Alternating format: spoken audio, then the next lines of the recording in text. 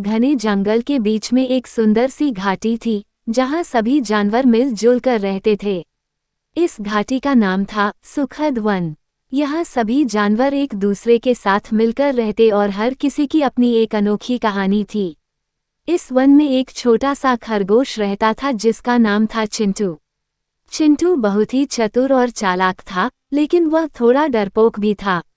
उसे हर समय ये डर सताता रहता था कि कोई बड़ा जानवर उसे खा न जाए। इसी डर के कारण वह हमेशा सावधान रहता और बिना सोचे समझे कहीं भी नहीं जाता था।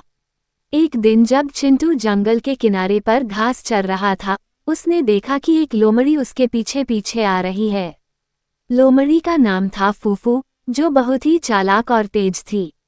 चिंटू ने जैसे ही फूफू को देखा, वह तुरंत अपनी चाल तेज कर दी और भागने लगा। लेकिन फूफू ने उसे देख लिया और वह भी तेजी से उसके पीछे भागने लगी। चिंटू के छोटे छोटे पैर थे, लेकिन वह बहुत तेजी से दौड़ता था। उसे अपनी जान बचाने के लिए और भी तेज दौड़ना पड़ा। वह दौड़ते दौड़ते जंगल के गहरे हिस्से में पहुंच गया, जहां उसने कभी पहले नहीं देखा था। ये जगह उसके लिए बिल्कुल नई थी और वह इस अनजान जगह से डर रहा था। लेकिन उसके पास कोई और रास्ता नहीं था। जब चिंटू ने देखा कि फूफू अब भी उसके पीछे आ रही है, तो वह और भी तेज भागने लगा।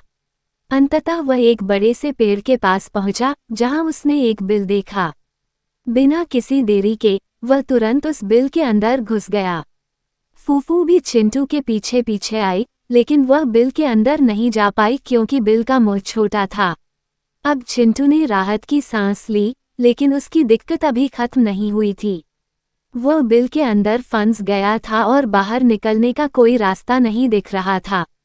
चिंटू ने सोचा कि वह अब क्या करे। बाहर फूफू बैठी थी और अंदर वह फंसा हुआ था। उसने अपने सारे रास्ते सोच लिए, लेकिन कोई भी उपाय काम नहीं कर रहा था। कुछ समय बाद चिंटू ने सुना कि बाहर कोई हलचल हो रही है। उसने धीरे धीरे बाहर झांककर देखा तो पाया कि कुछ बंदर वहां आए हुए थे। बंदरों ने फूफू को परेशान करना शुरू कर दिया था। फूफू को ये पसंद नहीं आया और वह बंदरों से बचने के लिए वहां से भाग गई। जब चिंटू ने देखा कि फूफू भाग गई है, तो उसने चैन की सांस ली।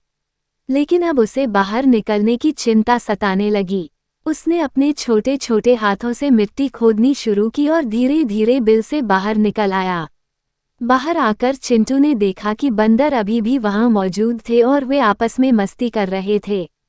चिंटू ने बंदरों का धन्यवाद किया और वहां से निकल पड़ा। वह भागते भागते अपने घर वापस पहुंच गया। घर पहुंचने पर उसने अपनी मां को सारी घटना सुनाई। उसकी मां ने उसे प्यार से समझाया कि डर से बचने के लिए होशियारी और समझदारी से काम लेना चाहिए। इस घटना के बाद चिंटू ने सीखा कि कभी कभी हमें अपनी बुद्धि और साहस का इस्तेमाल करके मुश्किलों का सामना करना चाहिए।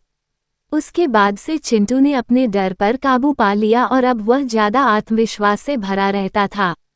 उस दिन के बाद से चिंटू का नाम पूरे जंगल में बहादुरी की मिसाल के रूप में जाना जाने लगा।